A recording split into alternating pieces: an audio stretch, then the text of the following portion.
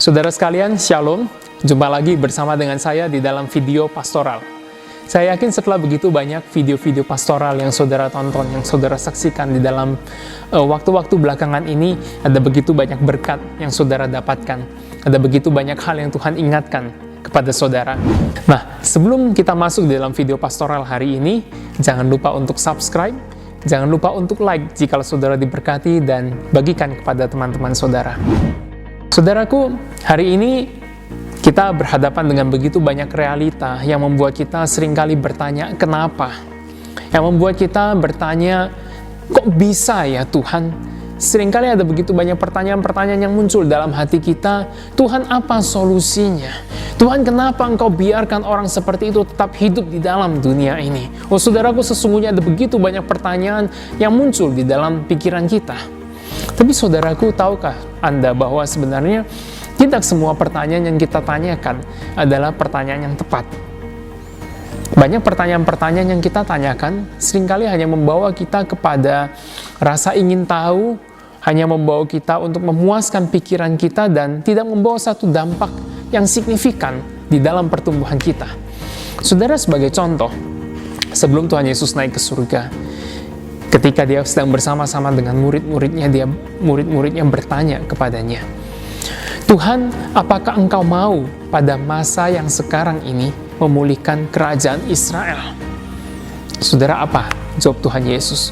Tuhan Yesus berkata, Engkau tidak perlu tahu masa dan waktu yang ditetapkan Bapa sendiri menurut kuasanya. Tetapi kamu akan menerima kuasa kalau Roh Kudus turun ke atas kamu, dan kamu akan menjadi saksiku di Yerusalem, di Samaria, Yudea, sampai ke ujung bumi. Saudaraku, dilihat dari jawaban Tuhan Yesus, jelaslah bahwa pertanyaan yang diajukan oleh para murid itu bukan satu pertanyaan yang Tuhan inginkan, karena Tuhan tidak jawab itu. Tetapi berdasarkan jawaban ini, pertanyaan yang harusnya diajukan adalah, Tuhan, bagaimana kami dapat menjadi saksimu di dalam masa-masa ini?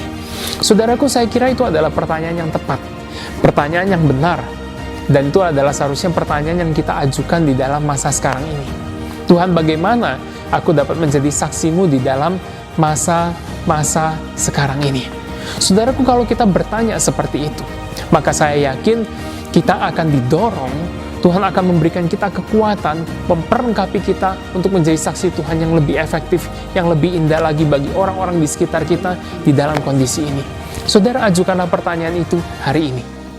Bagaimana aku dapat menjadi saksi Tuhan di keluargaku? Bagaimana aku dapat menjadi saksi Tuhan di pekerjaanku? Bagaimana gerejaku dapat bersaksi lagi? Bagaimana kehidupanku dapat bersaksi lebih luar biasa lagi? Dan saya yakin, di dalam pertolongan Allah Roh Kudus, saudara akan dipakai menjadi pribadi yang berdampak, menjadi pribadi yang membawa pengaruh positif bagi orang lain, dan lebih daripada itu, saudara akan dipakai Tuhan untuk membawa jiwa datang kepada Tuhan. Saudara, jika kita mengajukan pertanyaan ini, maka saya yakin masa-masa ini akan menjadi masa yang paling efektif bagi kita untuk bersaksi bagi Tuhan. Suatu hari kalau kita menoleh kembali ke dalam masa ini, kita akan bersyukur kepada Tuhan, karena Tuhan memberikan waktu ini, masa seperti ini, di mana kita dapat bersaksi dengan efektif bagi Tuhan. Mari ajukan pertanyaan yang tepat, tanyakan kepada diri kita sendiri, bagaimana aku dapat menjadi saksi Tuhan yang efektif hari ini? Kiranya Tuhan Yesus memberkati.